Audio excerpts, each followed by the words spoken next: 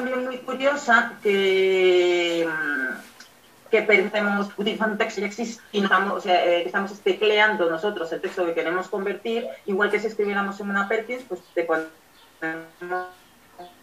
tener un sonido. Se está escuchando mal, Inés. Para que nos avise. Y bueno, sí. Inés, A ver, por favor. repaso un poquito lo que he dicho. Sí, Bueno, de todas porque maneras está en la presentación. Inés salió muy mal, se escuchó, no se escuchaba bien. Si por favor repetís.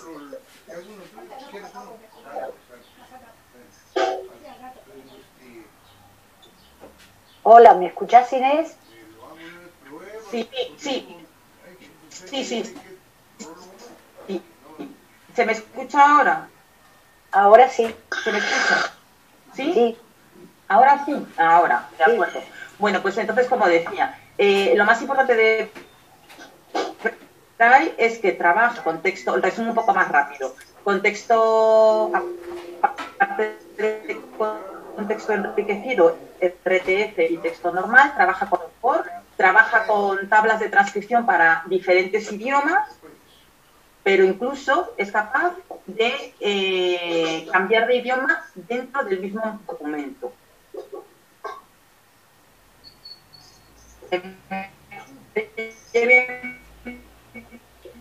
No, se está escuchando muy mal. A ver. ¿Ahora?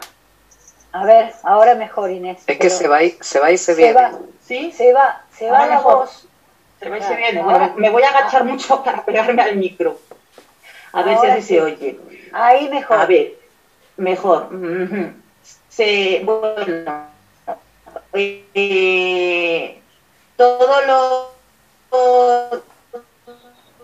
todo archivo. Antes ha hablado Pablo de lo importante que sería en documentos largos, en libros, establecer volúmenes y hacer divisiones. Pues aunque nosotros lo hagamos, Ebraille es capaz de crear todo en el mismo archivo. Se pueden crear varios archivos en una sola sesión. Transcribe atributos de negrita, de cursiva, de subrayado. Tiene opción de utilizar las notas a pie de página y las notas de final de volumen. Y luego también es capaz de... ¿Se oye? Ahora sí. Sí. Sí. Y es también capaz de generar índices. Porque igual, más o menos igual que cómo funciona Word, tiene una opción para poder establecer títulos de diferentes niveles que luego reconocen los índices. Comentaba también que incluso hay una opción curiosa que puede emitir un sonido, configurar un sonido para que cuando nosotros estemos escribiendo un texto, en lugar de importarlo a lo mejor de Word o de otro texto que ya tengamos hecho, pite, digamos, o haga un sonido para que sepamos que estamos llegando al final de la línea. Por supuesto, los archivos de Braille son totalmente compatibles con los demás programas anteriores, con QBraille, incluso con Cobra. Luego veremos que hay diferentes modos de convertir y podemos hacerlos compatibles incluso con ficheros hechos con Cobra. Bueno, en principio hay varias impresoras. La mayoría de las impresoras pueden funcionar con eBraille. Ya veremos que instalando sus drivers y configurándola adecuadamente se puede configurar todos los documentos dentro de este programa. Pero en principio las más usadas, bueno, por supuesto que yo creo que en Latinoamérica además se usa mucho, es la Indes Everest, tanto la Everest como la Basic, y luego impresoras clásicas, aunque son muy antiguas, muchas de ellas siguen funcionando muy bien, como pueden ser la Tilbet X3 o la Portátil, o incluso impresoras de gran tirada como puede ser la Impacto. Bueno, en principio, para trabajar con eBraille, antes de nada, hay que configurar, digamos, la impresora adecuadamente. Voy a poner como ejemplo, aquí en principio, como se suele trabajar con la Index Everest de V5, voy a ponerla como ejemplo, pero eso podría utilizarse para cualquier impresora. Lo que pasa es que habría que conseguir los drivers adecuados e instalarlos en el ordenador de la impresora que nosotros vayamos a utilizar. En este caso, por ejemplo, la Index Everest, que es la más usada, tiene sus drivers en la web de Ciudad, por ejemplo.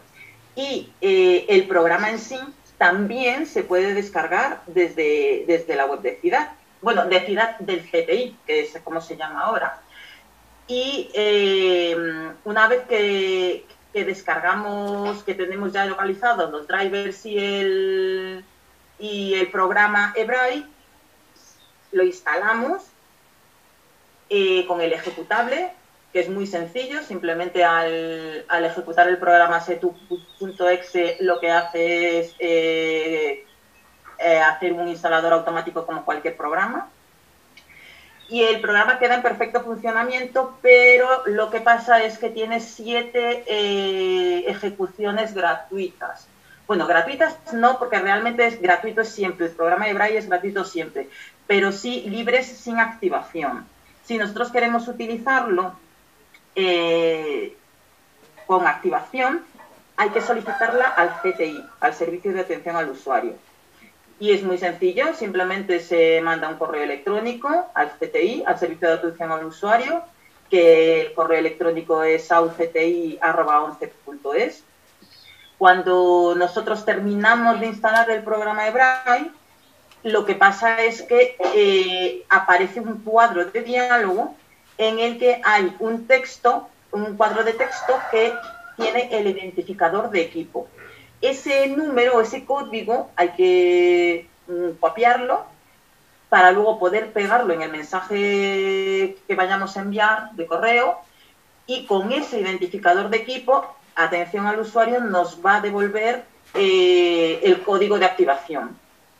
De modo que cuando nosotros entremos en eBright y tengamos ya ese código de activación, lo introduciremos en el cuadro de edición correspondiente, y ya nos permitiría trabajar de modo normal con el programa. ¿Se me sigue oyendo bien? Sí. Bueno, pues como decíamos, la impresora, digamos, de ejemplo que vamos a poner, habría que aplicar esto a cada impresora concreta que vayamos a utilizar, pues es la Index Everest de V5. Entonces, como decíamos, en principio la web del CTI tiene en su página web los drivers de esta impresora. Por lo tanto, se pueden descargar de ahí. Bueno, aquí en esta pantalla están puestas las direcciones web. De todas maneras, toda esta información también si a alguien le interesa más información, documentación, acceder a más cosas relacionadas con eBright, pues las podemos pasar a través de POAL. Pero en principio aquí tenemos la web del CTI y también la web de Index, porque evidentemente la web de Index tiene un apartado en el que podemos bajar sus drivers, y entonces ahí también tenemos la dirección. Luego, sí, en la misma caja, digamos, donde viene la impresora, pues también tenemos una memoria USB y también tiene ahí sus drivers incluidos. Nosotros, una vez que hemos instalado correctamente los drivers, que también es un proceso de instalación estándar, se conecta la impresora al ordenador, va por puerto USB normalmente, no este tipo de impresoras, y como ahora en Windows el sistema Plug and Play suele reconocer los dispositivos USB automáticamente, pues no tendría más problema y ya podríamos empezar a utilizar la impresora. Digamos que ya estaría reconocida por nuestro ordenador y, lógicamente, también por eBright. Luego aquí un pequeño paréntesis digamos, porque dentro de los drivers de la Index, por ejemplo, hay un par de programas que además me han comentado que en algún caso sí que se suelen utilizar ahí en Latinoamérica bastante como programas intermediarios o puentes, digamos, para imprimir, que son IBPrint y IDBprint, que es Index Direct Braille. IBPrint ahora mismo no sé si sigue viniendo en los drivers, pero IDB sí que está en la configuración de la Index Everest.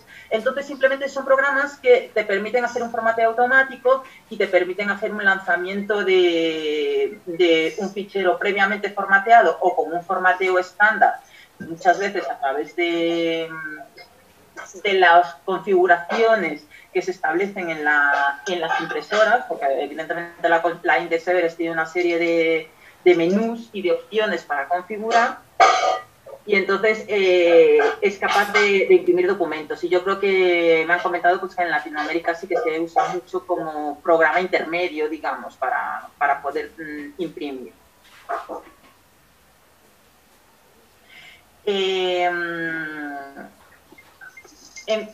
Luego nos meteremos en eBraille, pero en principio para poder trabajar en eBraille simplemente basta con seleccionar la impresora dentro de la configuración del programa. Y para imprimir, para enviar el documento a imprimir, pues simplemente darle la orden de imprimir. Luego ya lo veremos dentro de eBraille. Luego, otra cosa importante va a ser la configuración del documento para poder imprimir correctamente el texto. En principio, tenemos los 3 cuadros de diálogo que tenemos aquí en la pantalla, que luego los veremos, pero de todas maneras no vamos a poder apreciarlos realmente tal y como sería en realidad, porque yo no tengo instalado, yo claro, estoy en casa, entonces no tengo la impresora, no tengo la Index, no tengo posibilidad de ver la configuración concreta que hay, ¿no? Pero, como cualquier otro programa, tenemos una pantalla para configurar las opciones de la impresora.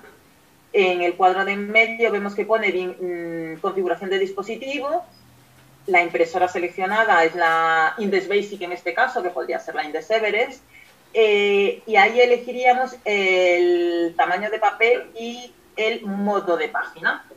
El tamaño de papel, pues puede ser el papel continuo, por ejemplo, el que utilizamos para configurar en la BTX-Test, ancho, que tiene normalmente 29 o 30 líneas, 42 caracteres de ancho, o podemos trabajar con papel normal, digamos, o con folios normales, que es como suele trabajar la Index Everest. La posibilidad, no como suele trabajar, pero es una de las posibilidades que ofrece, que es más cómodo, que es como además antes comentó Pablo también, que una de las opciones más importantes o más cómodas y más usadas a la hora de imprimir es el formato de revista, que se llama formato de revista. Entonces, el tamaño de papel sería un DIN A3 en formato de revista, y el modo de página, pues eso sería doble, bueno, si queremos trabajar en interpunto sería doble cara o simple cara. Y tenemos que definir cuántas líneas por página queremos y cuántas columnas o caracteres vamos a establecer. Entonces, en el caso del formato de revista, pues normalmente solemos tener 29 líneas y 30 y algo columnas, me parece que 38 o por ahí columnas. Y podemos establecer un margen izquierdo para que no nos quede luego a la hora de imprimir la línea demasiado pegada al borde, sobre todo teniendo en cuenta que vamos en este tipo de formato vamos a tener que hacer digamos un doblez que se puede llevar a la hora de encuadernar un poquito de margen y puede dejar las líneas más pegadas. Entonces, una vez que establezcamos las dimensiones, digamos, que tiene el papel en líneas y columnas, veremos que tenemos otra opción o otro cuadro de diálogo que también veremos más adelante en parámetros de conversión, que nos permite definir las filas y las columnas que vamos a tener realmente a la hora de escribir. No es lo mismo el ancho del papel real que lo que vamos a, que el número de caracteres que vamos a escribir. Porque, por ejemplo, en el caso de tener un ancho de papel, por ejemplo, de 40 columnas y haber establecido un margen de 3, será necesario que el ancho, digamos, de escritura fuera de 37. Si no lo configuramos correctamente, nos va a dar un error a la hora de imprimir y no nos va a dejar imprimir. Y luego, otra cosa que vemos en el tema de configuración de dispositivo es en la tabla Braille. Podemos definir qué tabla Braille vamos a utilizar. Por defecto siempre utilizamos la de español de 6 puntos. Y la última opción que tenemos en este cuadro de diálogo es el número de impactos, que también por defecto suele ser un impacto. Entonces, eso sobre todo es para, digamos que el grueso o la densidad del punto. Se utiliza sobre todo para trabajar con papeles o elementos más gruesos que un papel, o sea, para un papel normal sería de 1, pero si trabajamos con un acetato, con una lámina a lo mejor plástica, que la Index sí que te permite trabajar con ella, pues a lo mejor necesitaríamos 2 o 3 impactos. Las opciones de aquí son 1, 2 o 3 impactos, para que el punto pudiera ser más fuerte, porque si no, no se distinguiría bien en un papel muy grueso o en una superficie más gruesa. Bueno, pues entonces vamos a entrar ya en eBraille.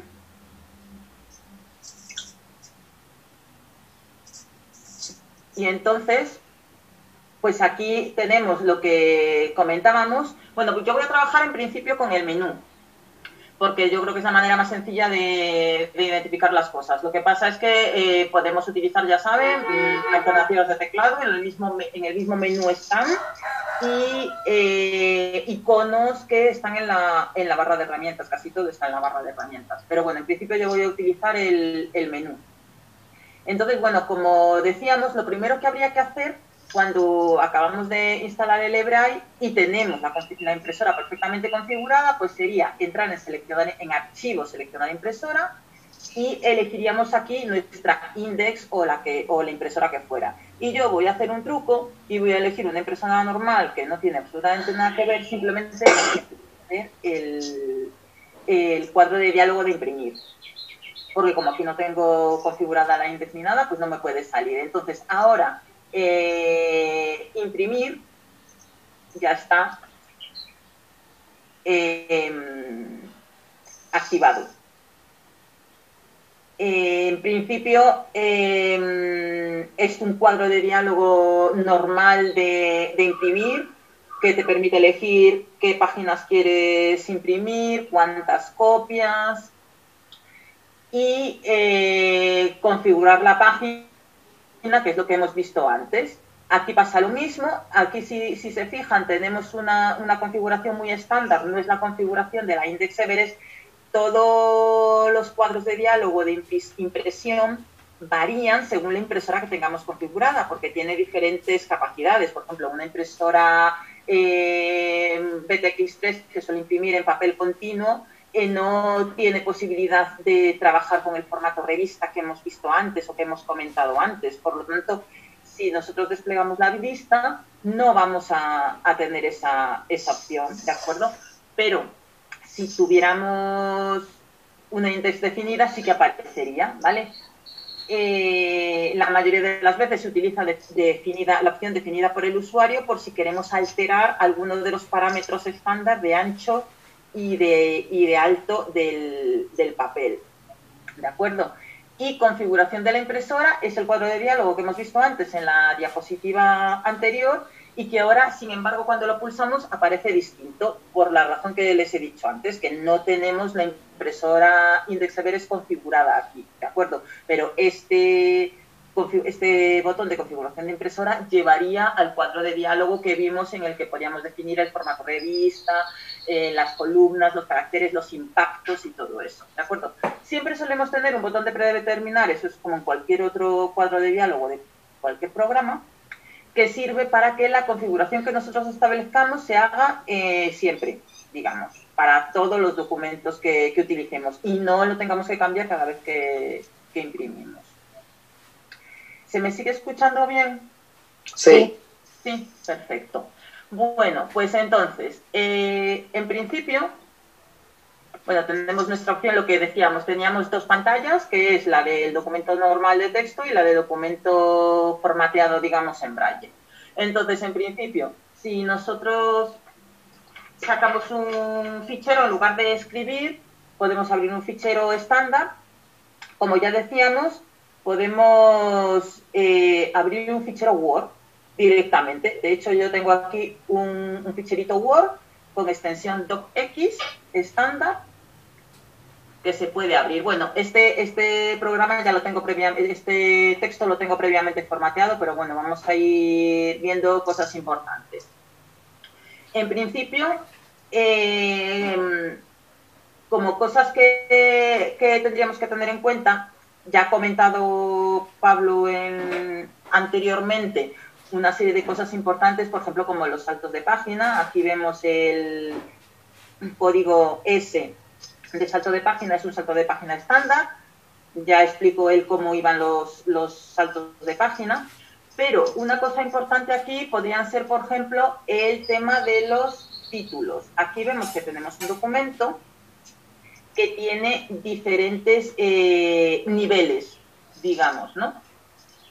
Entonces, tenemos una opción, bueno, aquí es algo, digamos, curioso o que cabe mencionar, y es que la numeración está hecha manualmente, entre comillas. Esta numeración viene de Word, que tiene una opción de numeración automática con multiniveles, con diferentes niveles, que eso ya seguramente que lo conocen para los títulos, pero sin embargo Braille no lo tiene. Entonces, simplemente para no confundir, que aunque sí que tenemos nosotros una opción de listas, de viñetas y de listas numeradas, aquí tenemos una opción de viñetas para poner esos guioncitos, digamos, esos circulitos automáticamente a la hora de hacer una lista, y de listas numeradas, eso no se utiliza para hacer la numeración de títulos, porque no tiene la capacidad de hacer listas multinivel, solamente puede hacer listas de un solo nivel. Por lo tanto, la numeración jerárquica, digamos que o la hacemos manualmente o la importamos directamente de Word, que la va a transformar al texto. Entonces aquí tenemos los códigos de título, que simplemente se van a sacar con el menú de insertar y títulos. Si nosotros le decimos que le inserte título, nos va a pedir el nivel de título. En este caso, bueno, y vamos a repetir el comando, pero sería el nivel 1, porque estamos en el punto 1. Y entonces le decimos, y entonces ya nos pone el código T1. Si nosotros, en lugar de, lo voy a borrar porque esto está duplicado, si nosotros en lugar de estar en un nivel 1, estamos en un nivel 2, por ejemplo aquí, punto 2, 1. Al introducir el título, le diríamos que queremos un nivel 2. Le decimos lo mismo, insertar título, y luego en lugar de 1 le diremos 2. Entonces nos colocará el código del título 2. Por supuesto, siempre en Braille, ya han visto, hay códigos independientes como el salto de página, que ya hemos visto antes con Pablo, que cuando aparece ese código en ese punto exacto, activa el salto de página, pero hay otros de abrir y cerrar, digamos, que en este caso de títulos es lo que estamos viendo, es el que tiene la barbita, tiene un T2 para indicar que es título de nivel 2 y cierra con un barra T, porque lo que está encerrado, aquí lo vemos claramente, lo que está encerrado entre los dos códigos es lo que va a considerarse título de segundo nivel en este caso, ¿de acuerdo? Entonces, este es el modo de ir metiendo, digamos, todos los niveles, título 1, título 2, título 3. Y entonces así ya, sobre todo a la hora de generar el índice, son los epígrafes que va a utilizar. Otra cosa importante que hemos comentado que se debería hacer, o que Pablo comentó que se debería hacer, y es en textos muy largos, en documentos muy largos, establecer volúmenes. Entonces, estos volúmenes se definen con un código que es vol. Si nosotros nos metemos en insertar sumarios y volúmenes, tenemos una opción que es cambio de volumen.